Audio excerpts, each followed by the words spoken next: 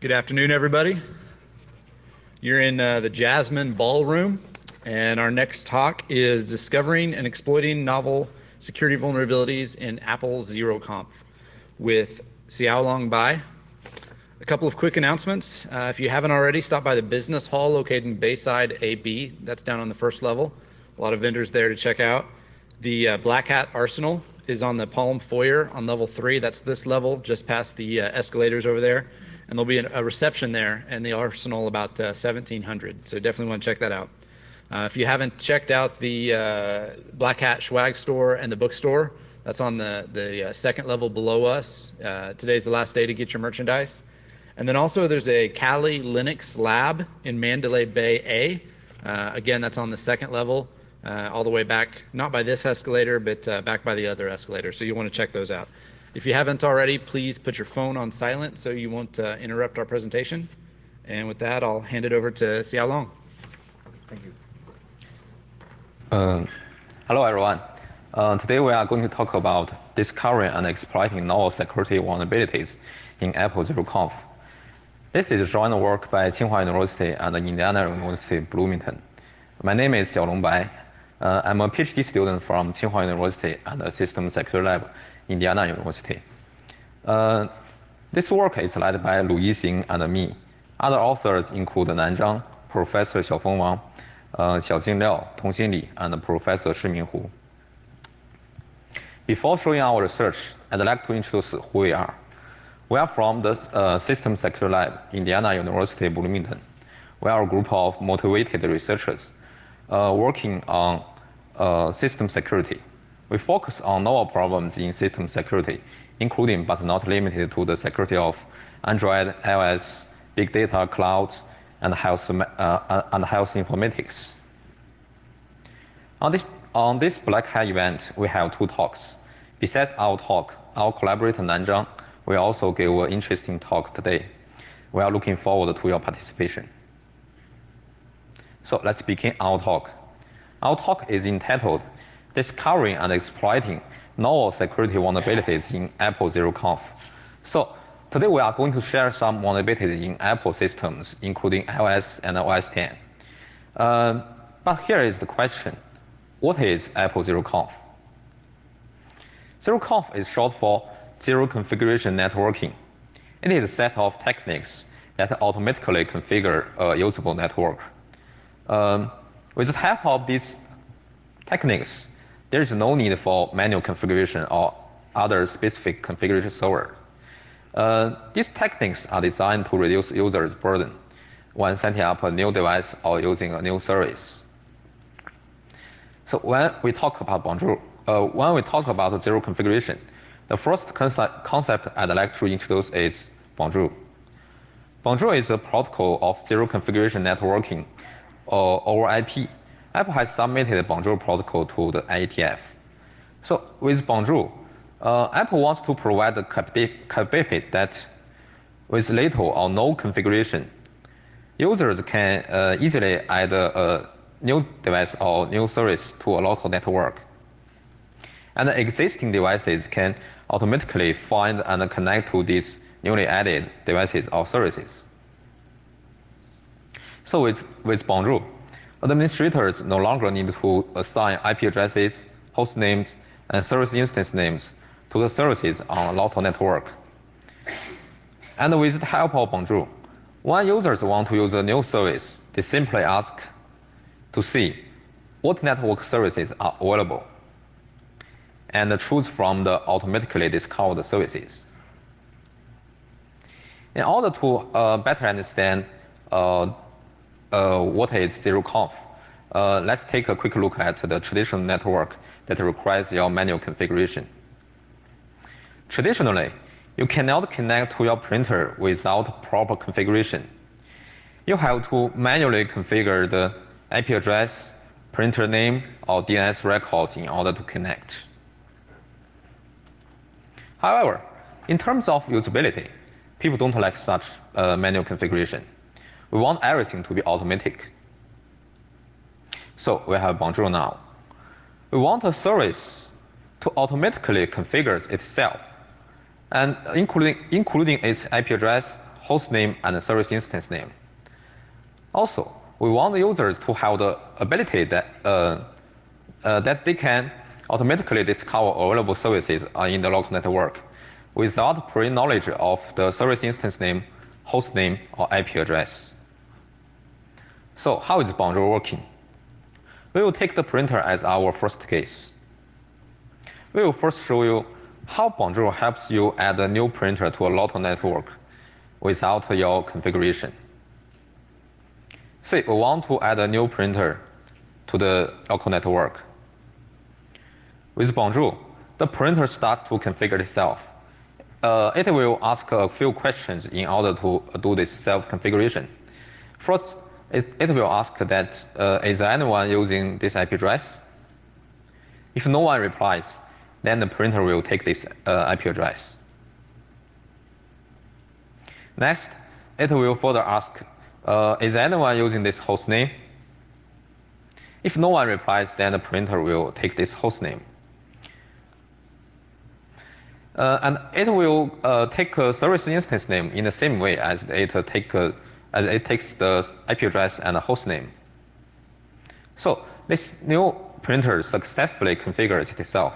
After this automatic configuration, the printer's IP address, host name, and service instance names are all unique in this local network. Besides automatic configuration, Bonjour can also help users to automatically discover available services in the local network. This is accomplished in two phases, as discovery and resolution.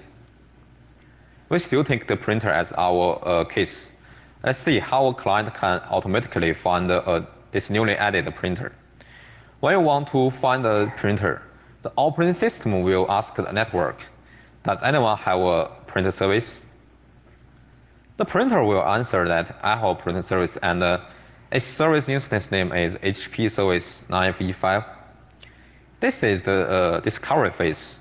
After discovery, our operating system now knows all the service instance names of all available printer services in the local network. And next is the phase of resolution. During this phase, the operating system will first ask, so on which host is this HP service? The printer will answer that it is on the host. It is on host named HP9V5, the host the local. However, this host name cannot be used for connection. In order to connect, our operating system still needs to know the IP address of the printer. Then it will ask, what is the IP address of this host name? The printer will answer with its IP address. With this IP address, our operating system can now connect to the printer for future printing jobs. Now the operating system has saved this printer in your printing list for future printing. However, I have a question here for you. The printer has three attributes: IP address, host name, and service instance name. So, which of these three attributes do you think are saved for future printing? Apple gives the answer that applications store service instance names. So if the IP address, port, or host name changed, the application can still connect.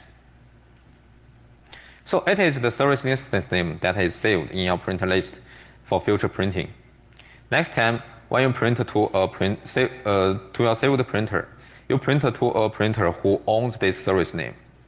And our system will go through the resolution phase again to connect to this saved printer. Look at this observation. A saved printer is a printer who owns the saved service name. Later, I will show you what this observation means to an attacker. In our attack, we assume that the adversary has control on one device in the local network. In this network, other devices are not infected at all. The adversary aims to intercept files transferred between other uninfected devices. So in our previous example of the printer, even if your Mac and your printer are not infected at all, is it possible that your printing documents will be stolen by someone else in this network. Let's see how we crack these zero configuration techniques. And Bonjour is our first target. On attacking Bonjour, I will show you two examples. The first is the attack to the printer case, and the second is the attack to a paid application on iOS, which is called PhotoSync. In the first attack to the printer case, as assumed in our adversary model, the iMac in the local network is controlled by a malware. Other devices, including the printer, are not infected at all. The malware from the iMac will claim a service instance name. This service instance name is exactly the same with that of the victim printer. And to avoid this conflict, the printer will configure itself again to use another service instance name. I recall from our observation that the saved printer is a printer who owns the service instance name you saved. This name is now owned by the adversary. So whenever you print to your saved printer, your documents are actually sent to the malicious device. It then forwards this document to the victim printer, which enables a successful man-in-the-middle attack. So why this happens? We now know all three attributes of a printer may change. However, Apple treats one of them as a constant identifier. This is nonsense. Relying on some changing attributes for identification may always fail. Also, a more fundamental problem here is the lack of authentication in this protocol. Anyone can claim any of the three attributes. The protocol only guarantees no duplicates, but not security. So you may have a new question. If the service instance names are not saved, is it secure enough? The answer is no. Our second attack to the paid iOS application, PhotoSync, will explain why. As we have introduced, PhotoSync is a paid iOS application. It uses Bonjour to automatically synchronize photos between Mac and iPhone in the same local network. During synchronization, the photo sender acts as a client, and the receiver acts as a server. The client uses Bonjour to find the server and connect to the server for sending this photo. Different from the printer case, the PhotoSync client does not save the service instance names of the PhotoSync server during Bonjour. Instead, it goes through the whole Bonjour phases of discovery and resolution each time there is need for synchronization. The process of PhotoSync is similar to that of printer. Client first process for the server in the phase of discovery by sending a broadcast query. Please note that the dashed line in the figure means broadcast. And the server will respond with its service instance name, say ABCD. In the following resolution phase, the client further queries for the host name of the service. And the server responds with its host name, which is MacBook. And in the following resolution, the client further queries for the address of the host. Then the server responds with its address. With this address, the client is able to connect to the server for synchronizing data. However, even if the PhotoSync client does not save the service instance name of the server, it is still subject to man-in-the-middle attacks. A malware-infected device in the same local network can still spoof the client. This spoofing happens in the resolution phase. Based on what is resolved, the attacker can launch two kinds of spoofing attacks. One attack maps the victim server's service instance name to the attacker's host name. And another attack maps the victim server's host name to the attacker's IP address. In the first attack, when the client broadcasts to ask for the host name of the server of the service instance name, say ABCD, both the server and the attacker will respond with their own host name. However, the client cannot distinguish which one is the real server. Then it has 50% to connect to the attacker.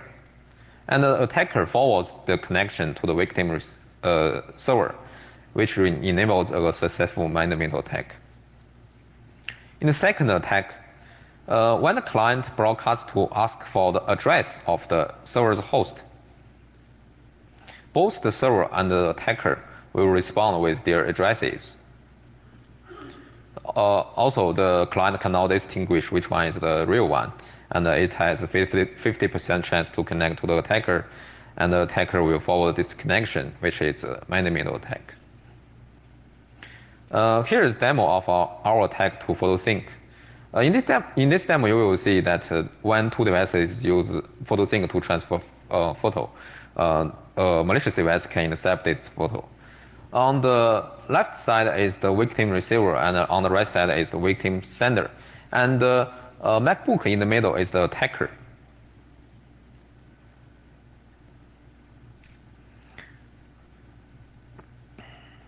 And now you will see that the sender selects to send a file now.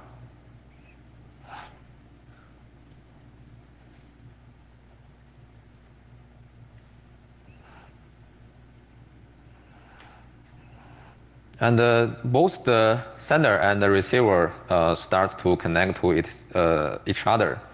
And both of them will say that they have successfully connected to each other, but actually they are connecting to the attacker in the middle.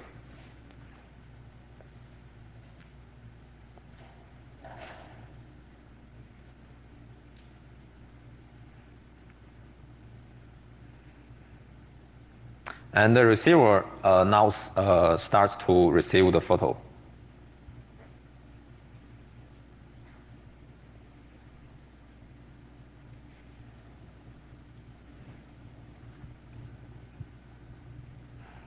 And you can see that the photo transfer begins.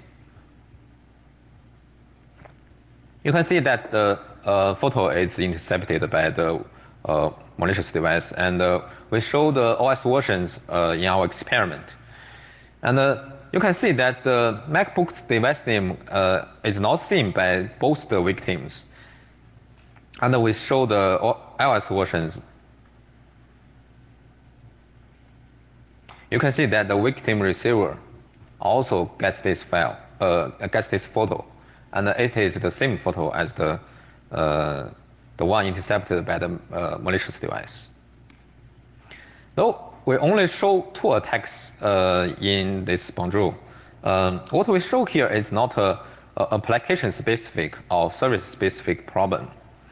These attacks can be applied to other services or applications using module. As I have said in our attack to the printer, the fundamental problem behind these attacks is a lack of authentication in the protocol. Anyone can claim any value of the identification attributes. The protocol only guarantees no duplicates, but not security. And then you may have a new question. Is it easy to provide a proper authentication in this zero configuration scenario? The answer is no.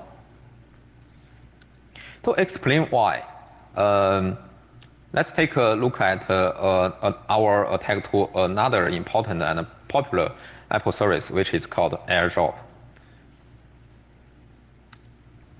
Here is Apple's description for AirDrop. With AirDrop, you can share photos, videos, websites, locations, and more with people nearby with an Apple device. To transfer a file by AirDrop, you just need to click the receiver on your screen, and AirDrop will help you deal with the device connection and file transfer automatically. And here is a quick video demo of the normal AirDrop process. When you want to use AirDrop, you only need to click the receiver on your screen, and the receiver now gets this file. The AirDrop will handle the device discovery and the device connection automatically without your configuration. So what is behind this quick demo? The AirDrop process also follows Bonjour. Say a MacBook wants to drop a file to an iPhone. It will first ask, Does anyone have an airdrop service? At least iPhone will say that I have one and its service instance name is ABCD. The MacBook will then ask, so on which host is this Alice service? If there is an aggressive attacker on this network, it will reply that this service is on Bob's Mac. And the victim iPhone will also reply with its host name. Chances are the victim MacBook may think that Alice's iPhone has a service named ABCD, which is on Bob's host, which enables the attack now. That is, the MacBook airdrops files to the attacker, and the attacker forwards the files to the victim iPhone.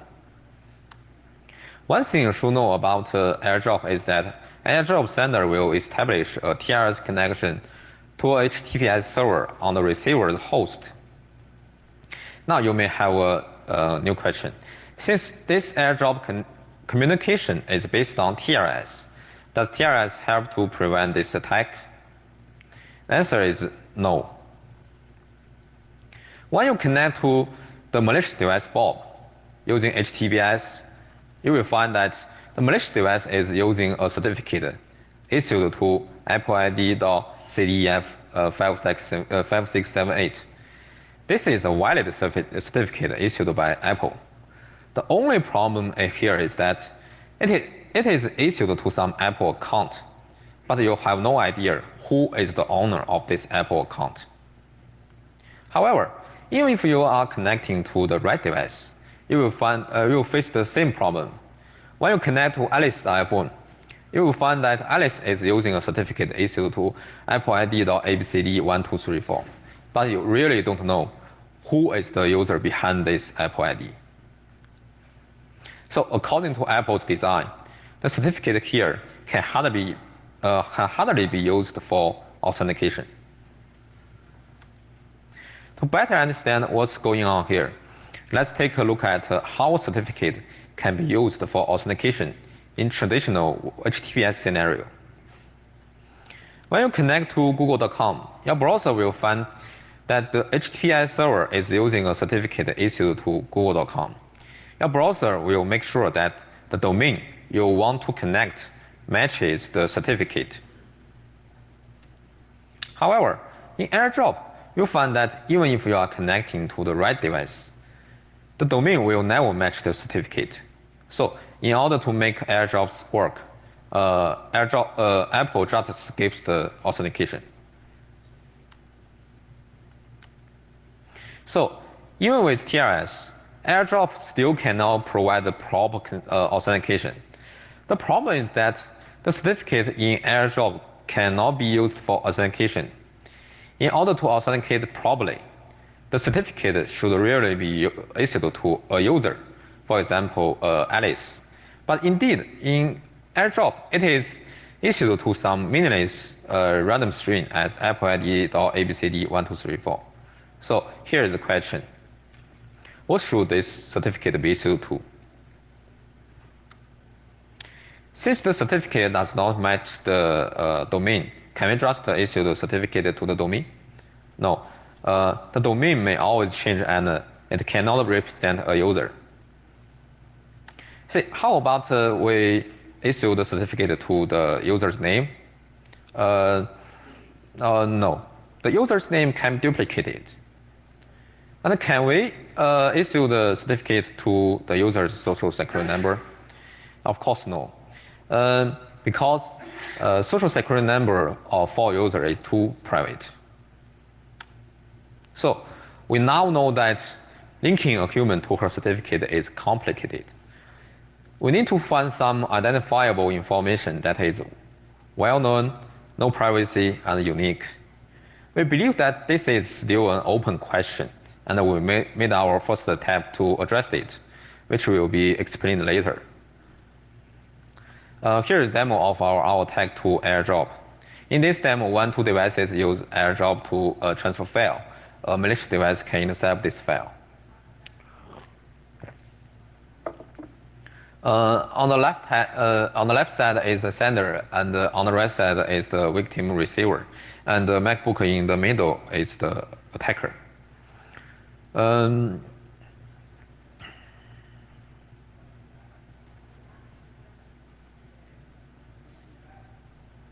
we show the OS versions during our experiment. And now we start the malicious application on the Mac. And the sender now starts to send a photo. You can see that the photo is intercepted by this malicious MacBook now. And the receiver also gets this photo. You can see they are the same photo. So any files or URLs transferred through AirDrop can be intercepted in this way.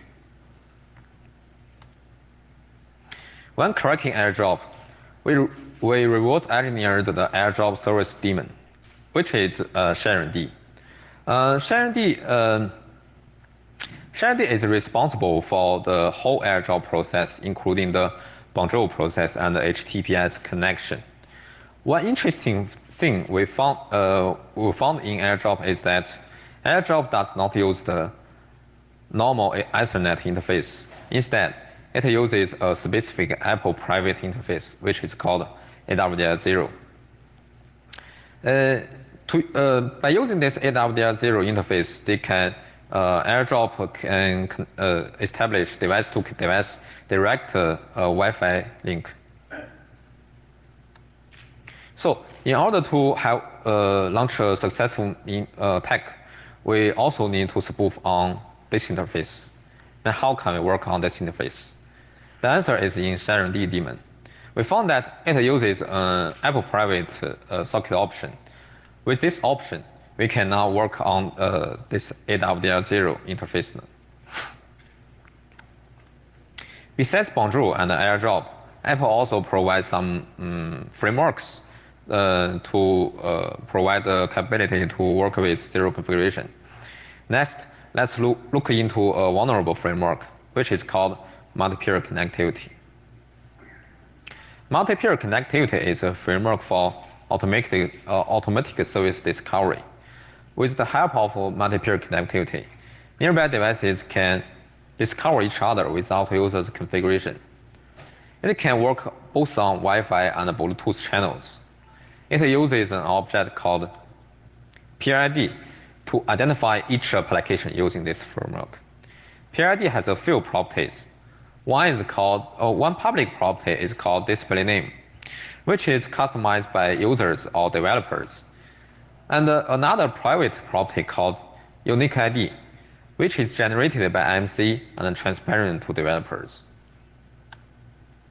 During normal service discovery, the servers will advertise their PID objects.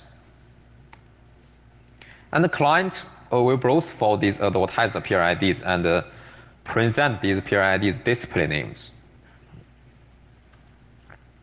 Even if different servers' PIDs are created with the same display name, the unique IDs generated by IMC will always be different.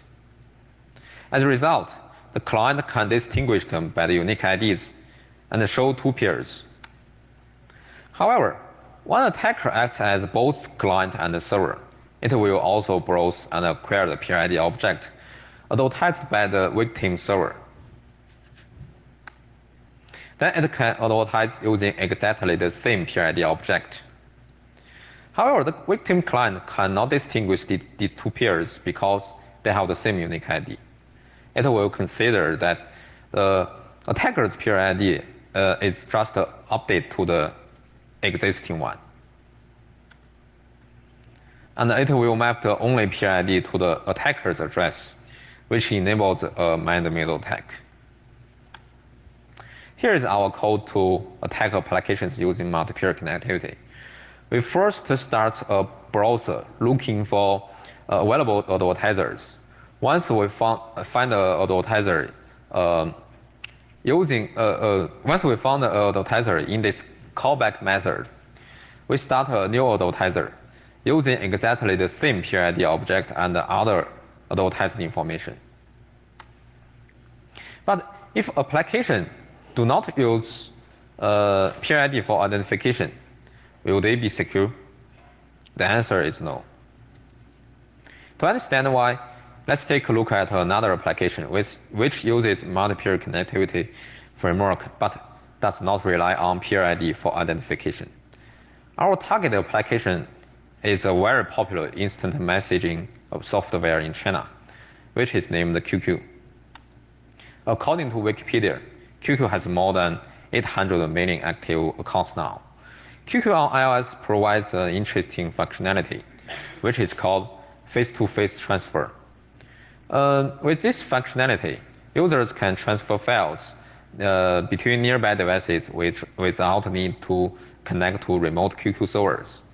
This functionality is based on multi-peer connectivity. Different from other applications using multi-peer connectivity, which uses PID for identification. QQ uses a customized, unique QQ ID for identification. Normally, at the beginning of each transfer, besides advertising PIDs, the file receivers also advertise their unique QQ IDs. And the sender browses for these QQ IDs. Once the sender finds the receivers, it will list the receivers according to their QQ IDs instead of unique IDs. Then the sender will connect to those receivers, and the sender will also need to send its QQ ID. The receivers now know which sender is connecting to them, and then the first file transfer will begin. However, when there is an attacker in this scenario, it will also find the receiver and the receiver's QQ ID, and it can advertise using exactly the same QQ ID. Then the sender cannot distinguish these two devices because they have the same QQ ID. And then it has 50% to connect to the attacker. The attacker will forward the connection to the victim receiver, which when connecting to the victim receiver, it uses the same QQ ID as the sender to pretend to be the victim sender, which enables a man-in-the-middle attack. So let's see our demo to the attack to QQ. When two devices use QQ to transfer file, a malicious device can intercept this file. On the left hand is the sender, on the right side is the receiver, and the iPhone in the middle is the attacker. And now the sender starts to send a file using this face-to-face transfer. And you can see that the file is now intercepted by the attacker in the middle.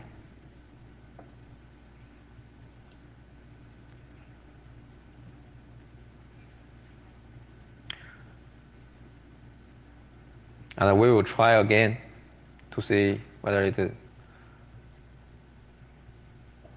Yes, we try again. And we can see that the file is still intercepted by this attacker. And you will see that the files are the same. So this means a successful man-in-the-middle attack. You will see that they are the same.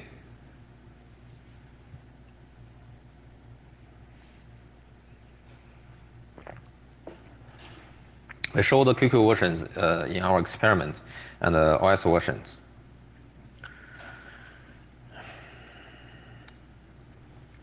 Zero configuration does not only apply to local network. There are also some zero configuration techniques in Bluetooth. For example, handoff. Handoff is a service that lets iOS and OS X synchronize data through Bluetooth without a user's configuration. Apple describes a handoff as follows. With handoff, you can start a document, email, or message on one device and pick up where you left off from another device. Handoff is based on Bluetooth Low Energy technique, which is short for BLE.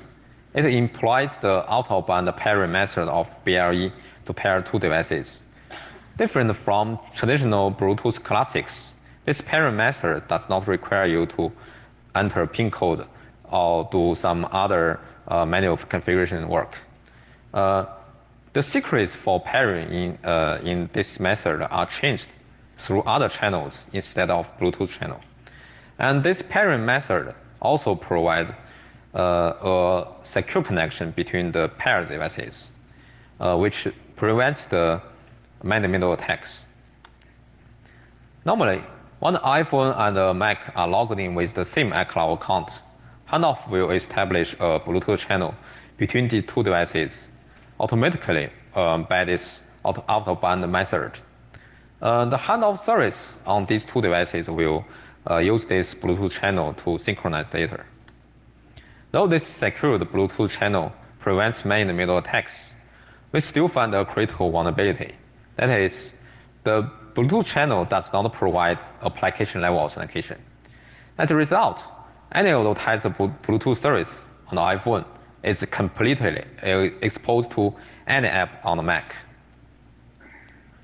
Among these exposed Bluetooth services, there is a service called ANSS, which is short for Apple Notification Center Service.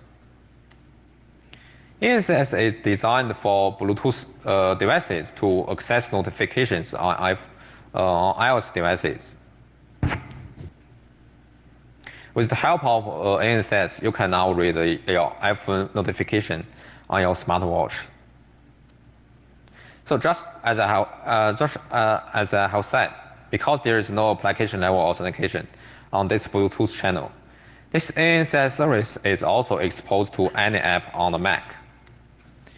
When there is a malicious device with just Bluetooth capability on this Mac, it can also access the ANSS service through the Bluetooth channel created by Handoff. Then it can get every notification on your iPhone from ANSS, including sensitive information like messages, emails. Here's our demo of the attack to this Handoff case. In this case, you will find that when a Handoff starts, a malicious app on the OS X can intercept notifications on the iPhone. Here we show the OS versions.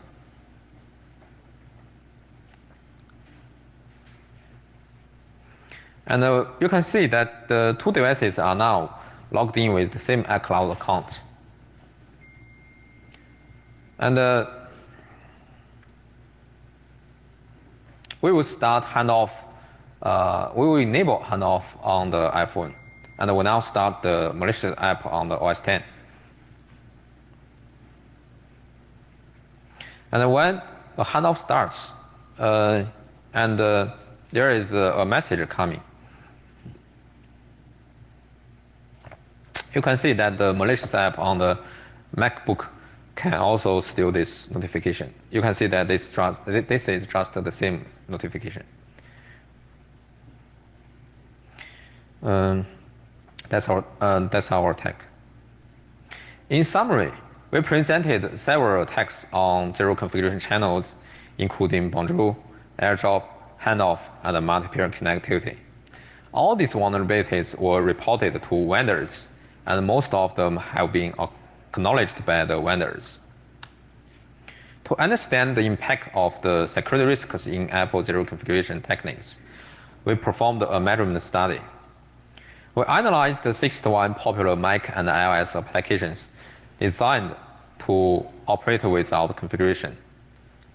Among them, nearly 90% are vulnerable to man-in-the-middle attacks or impersonation attacks.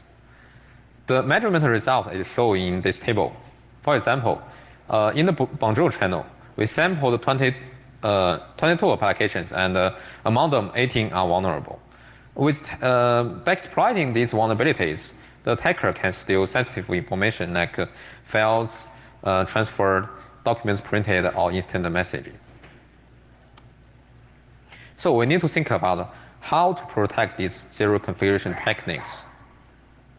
Here, we mainly show we mainly show how we address the problem proposed in airdrop. That is, how to link a human to her certificate.